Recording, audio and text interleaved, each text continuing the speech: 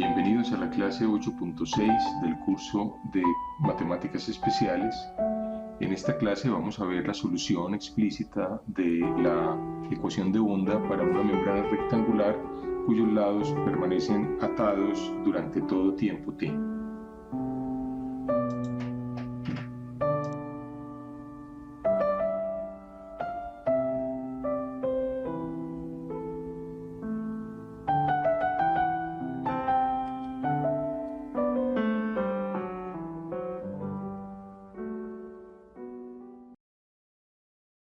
Consideremos entonces el siguiente problema. Este corresponde entonces al ejemplo,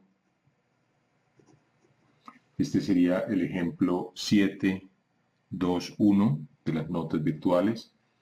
Entonces vamos a considerar una membrana rectangular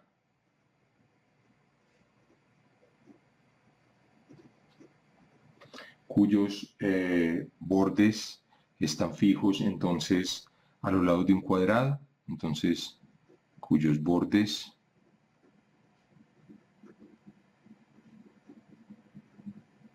están fijos a los lados del cuadrado, digamos A, determinados por A y B igual a 1.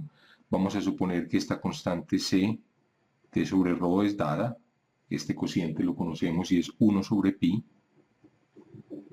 Vamos a hacer esta suposición y vamos a suponer que inicialmente la membrana asume la forma de la función xy, x menos 1 por y menos 1.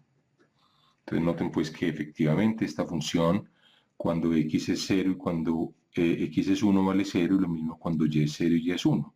¿Cierto? Eso nos dice pues que efectivamente la función inicial también corresponde pues a una membrana que tiene los bordes atados en los extremos, como debe ser. Muy bien, entonces vamos a resolver. Entonces recordemos las ecuaciones, aquí las tenemos escritas a mano izquierda. Entonces debemos computar, tratamos de encontrar una solución de la forma doble sumatoria con m y n mayores o iguales que 1 de unos coeficientes que llamamos b, n, unas funciones phi mn que van, ya les voy a decir cuáles son, coseno entonces de c, que es 1 sobre pi, por lambda mn, ahora lo tenemos que calcular, por t.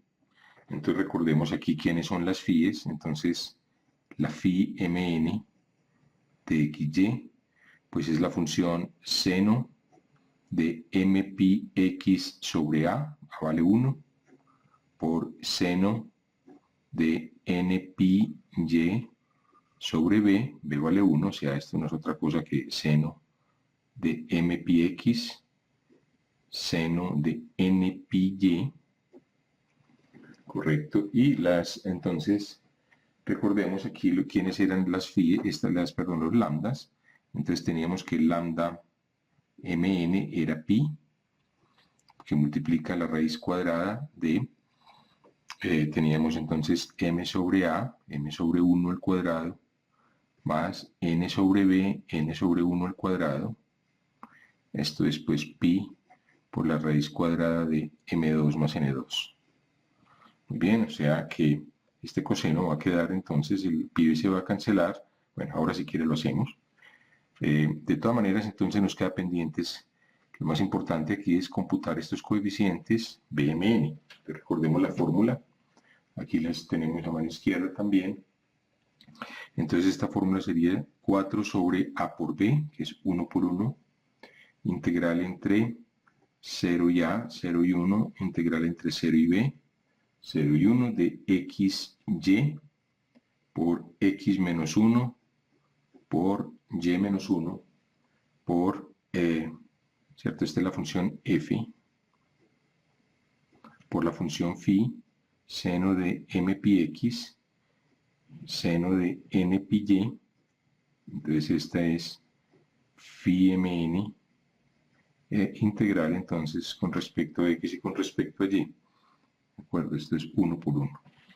Muy bien, entonces aquí nuevamente volvemos a utilizar el GeoGebra para computar esta integral. Entonces la primera integral, veamos, O sea, esto lo podemos hacer por pedazos. Entonces la primera integral, hallemos la integral entre 0 y 1 de x por x menos 1. O sea, vamos a integrar primero con respecto a x. De tal manera que y menos 1 y seno de n pi y se comportan como constantes y sale. Entonces, nos interesa computar esta primera integral de seno de m pi por x por x menos 1 entre 0 y 1. Entonces, si se utiliza un programa como el GeoGebra, entonces esta integral va a ser, si ustedes lo hacen, va a dar m por pi seno de m pi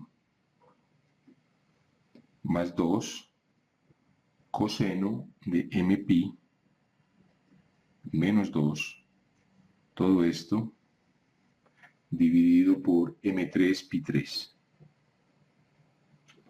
Entonces nuevamente volvemos a utilizar este hecho que lo hemos utilizado a lo largo del curso. El seno de m pi es 0, mientras que el coseno de m pi es menos 1 a la m. Entonces recordamos esos hechos y por tanto entonces esta integral nos va a dar entonces, esta va a ser igual, entonces al cancelarse va a quedar 2 por menos 1 a la m menos 2 sobre m3 pi 3. Muy bien, entonces tenemos dos posibilidades para m, excepto si m es par o impar, pero si quieren dejémoslo así por el momento. Entonces volvamos a nuestra BMN. Entonces tenemos que cada BMN era igual a 4 veces esta integral. Entonces ya acabamos de computar internamente esta integral con respecto a x, esta parte. Entonces escribámosla, quedaría 4 veces integral entre 0 y 1. Entonces recordemos aquí las funciones y menos 1 salían de la integral, de la primera integral, lo mismo que el seno de n pi y. Sale simplemente porque no contienen la x, son funciones que no contienen la x y quedaba la integral entre 0 y 1 de x por x menos 1 seno de m pi x de x. Esta integral ya la tenemos calculada. Entonces recordemos entonces lo que habíamos obtenido, esta integral. Esta integral entonces nos había dado 2 veces menos 1 a la m menos 2, todo esto dividido por m3 pi 3. Muy bien, entonces nos queda entonces que este BMN va a ser 4 veces integral entre 0 y 1 de, tenemos aquí y por y menos 1. Entonces tenemos, nuevamente, podemos meter este término aquí. Este término es una constante, entonces nos quedaría 2 veces menos 1 a la m menos 2 sobre m3 pi 3. Voy a escribirlo aquí al principio. Ahora nos queda y por y menos 1 por el seno de n pi por y de y. Entonces miren que queda, al sacar este término, factor común, queda 4 por 2, 8 por menos 1 a la m menos 2 sobre m3 pi 3. Y aquí queda la integral entre 0 y 1, y por y menos 1 de seno de n pi por y de y, que es exactamente como la primera integral, como esta integral, excepto que se cambia x por y. Entonces esta integral simplemente va a ser igual. Entonces esta integral va a ser igual entonces a 2 veces, pues aquí en vez de m tenemos n, 2 veces menos 1 a la n menos 2 sobre n3 pi 3, ¿de acuerdo? Entonces nos va a quedar, simplemente nos va a quedar aquí 8 veces menos 1 a la m menos 2 sobre m3 pi 3, y este va a quedar 2 veces menos 1 a la n menos 2 sobre n3 pi3. Muy bien, entonces vamos a ver qué pasa cuando hay que hacer el caso en donde m es par e impar. Entonces vuelve la misma historia cuando m es par. Aquí nos va a quedar, perdón, es que aquí cometí un error. Este es, perdón, aquí sale 8 y aquí queda un menos 1. Sale el factor común 2. Entonces cuando m es par, esto va a ser menos 1 a la 0, 1 menos 1, esto va a quedar 0, lo mismo cuando n es par. Entonces, si alguno de los dos es par, pues este producto, uno de los dos factores va a ser 0. Entonces va a ser 0 si m par o n es par, y va a quedar igual a, pues en caso contrario, si ninguno de los dos es par, entonces ambos son impares, pues aquí queda, por ejemplo, para m igual a menos 1, queda menos 1, menos 2.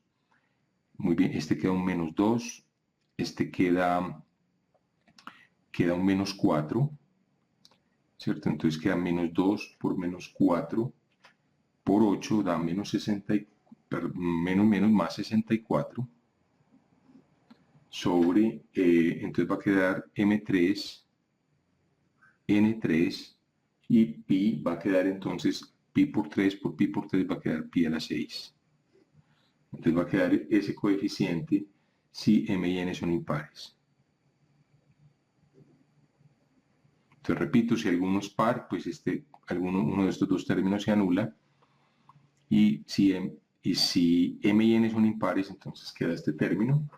Entonces, en consecuencia, podemos escribir aquí la solución de la ecuación. Pues la solución sería entonces simplemente u de xy, escribámosla, u de xyt sería doble sumatoria m y n mayores que 1 de 64 sobre m3, n3 pi3, y es 0 cuando m y n es impar. Entonces aquí solamente la sumatoria van a ser cuando m sean impares. M y n son números impares, y aquí va a quedar entonces, entonces volvamos, va a quedar la función phi mn, que era el seno de m pi x por el seno de n pi por y, y recordemos, teníamos por otro lado el coseno de c lambda m nt, ya habíamos calculado todo, entonces queda coseno de c, que era 1 sobre pi. El lambda n era pi veces por la raíz de n2 más n2, entonces el pi se cancela. Recordemos, ahí podemos ver la fórmula a la izquierda. El pi se cancela y queda simplemente m2 raíz cuadrada de m2 más n2 por t.